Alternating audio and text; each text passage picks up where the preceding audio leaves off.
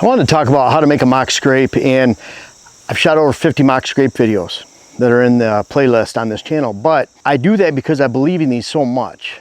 This scrape system right here, this vertical vine mock scrape, has inspired thousands and thousands of videos and tens of thousands or hundred thousands of people to use them all over social media. And it's really a basic mock scrape that's highly, highly effective. And that's why I like talking about it. And that's why I like revisiting this all the time, because there's so much stuff out there in the hunting industry that tries to pull you in different directions and suck the money out of you, stuff that you don't need to buy to have an effective scrape. And we're living proof of that. You know, we have literally, Dylan, would you say thousands of hours of mock scrape video throughout the years? Oh yeah. Going back a long time, because we've been doing this for a long time. Can I interject for a second? Sure. I was just at the bow shop, archery shop the other day, and they had a product for sale that was $50 for this exact setup right here. Yeah. And how much did this cost? The vine was free. It was a great vine. Now maybe in your area you have oak branches. You don't have vines. Hemlock branches up north, jack pine branches up north. Use your imagination. It's something the deer rub and scrape on all the time. What I like about a vine, it's extremely flexible, and we've had some of them last for 7 years. So they last a very long time. You can see we use about 1 inch in diameter, 3/4 inches at the very least. We usually don't go to 1 1/4 inch. This is a good size. It'll last for a very long time. So we're using a vine in this case. We want it vertical. I want it to extend almost to the branch above or the line that's above. Usually if we have a line going across, we'd even go up a little bit higher. But I don't want this vine to just be this tall. I want it to look like it's an extension of the branch. And if it's just a line between two trees, we'll use paracord. And let's say we had to go between the tree that's in front of the side-by-side and this one over here. We'd have a line going across, and in that case, I want a vine or a branch that's 7 feet, 8 feet long. It seems like deer, especially think of it the reverse. Look at a 1 foot vine just hanging here, floating in the breeze, attached by a thin line. It's unnatural. It doesn't look right to deer. This looks like an extension of the branch, and if there's a line going across, you want it to be so far up, 12 feet off the ground, an 8 foot vine, waist level, belly level, a little bit of cord hanging so that it looks natural. They're not following it all the way up and looking at a rope. So that's the size of the vine, the length of the vine. You can see in this case, we've left about 10 inches, a foot of rope at the most until it hits that branch up there. You can see the height right here is perfect. You have to account for the height. These leaves and seeds are going to fall off this branch. This branch is going to lift. So that branch might lift to this position. So you want to always account for that. If you have a big branch, a lot of leaves, of course, lift a lot higher when those leaves come off. So really account for that. I do not want to attach this directly to the branch. What that does is stiffens up this vine.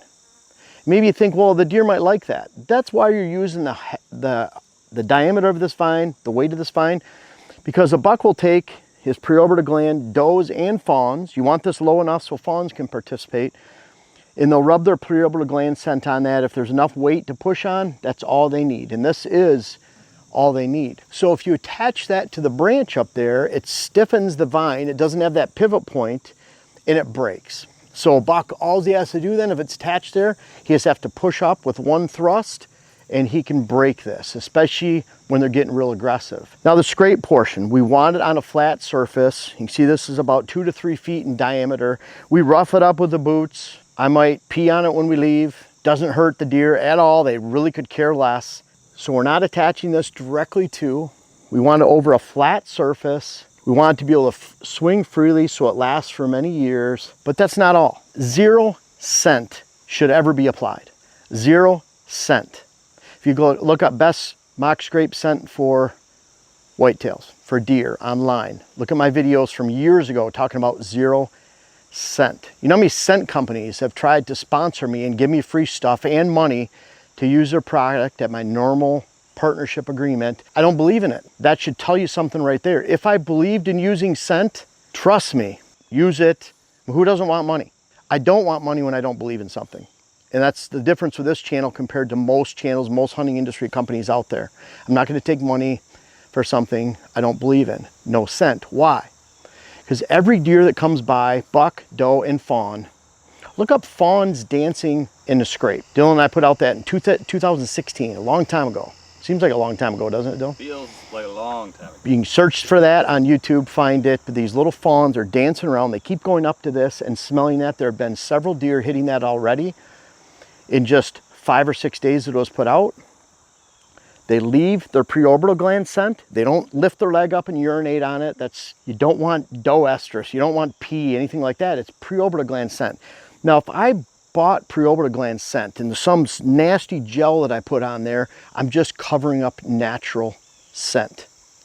When a deer comes by here and there's 15 or 20 deer that have left their scent on that branch naturally, deer can come by and smell those individual scents on there. Their noses are so different. So kind of getting back to Dylan, how much did it cost for this? The vine was free. We figured out it's about 60 cents per short piece of rope that we use, and that's it. 60 cents compared to 50 bucks where they're just trying to take your money. It's probably an inferior product. Trust me, if I could sell these vines and make money on it, I'd do it. But I couldn't in good conscience do that knowing that you could just go out to your woodlot and get a branch or a vine and use it. It's one of the coolest things out there for attracting mature bucks. You wrap all that together, that's how you do it, but I want to leave this out. This is really important. We're gonna have a stand location right over there. There's a skinny twisted oak. We're putting a stand location right over there. It's on the ground right here. We'll install that in the next day. It's gonna sit right over there. There's a nice family tradition tree stand. We're just missing a 40-inch extension. That'll go right under this piece. You can see all these are all bolted together. My favorite stands because of this. They're fairly light for steel, but they're extremely strong. But that's gonna go right over there. And then the camera location right there, that reveal. So that's a 3-part process. Where do you put your scrape? You put it right in front of a stand location. I don't want a row of scrapes here. Some call that time management for bucks. I call that pulling a buck away from your stand location. I don't want to scrape 50 yards that way or 50 yards that way. I want them all to come to this scrape, this one scrape, leave their scent, all the deer that come by here to leave their scent.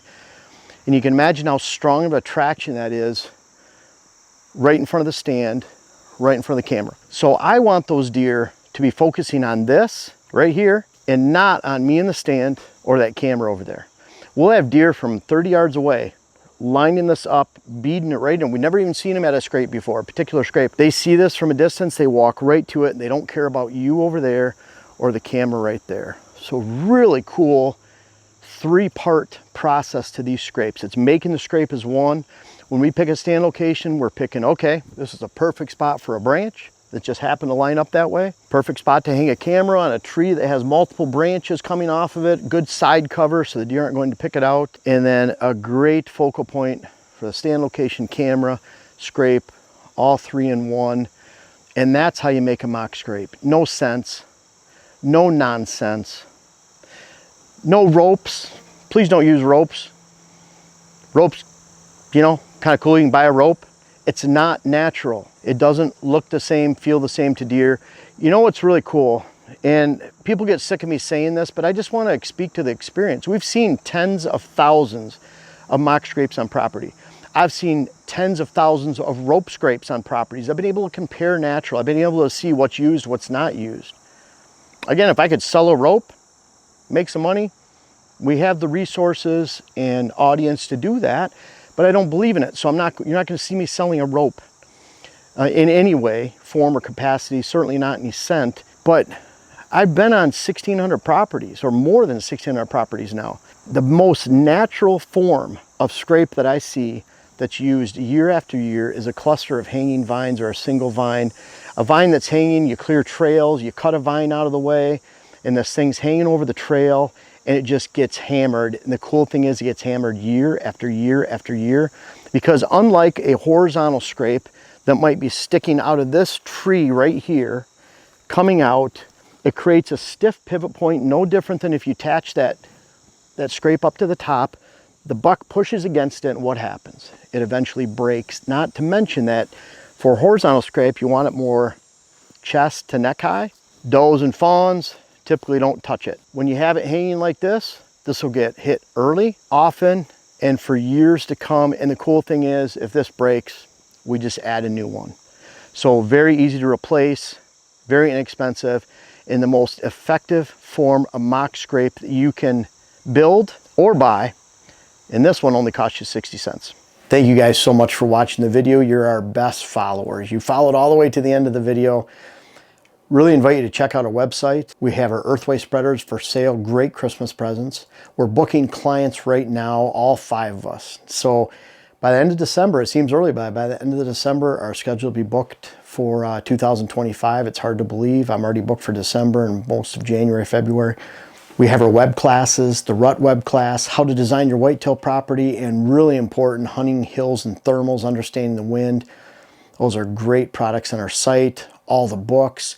Thank you so much for watching all the videos, buying the seed that you did this year. Really appreciate you.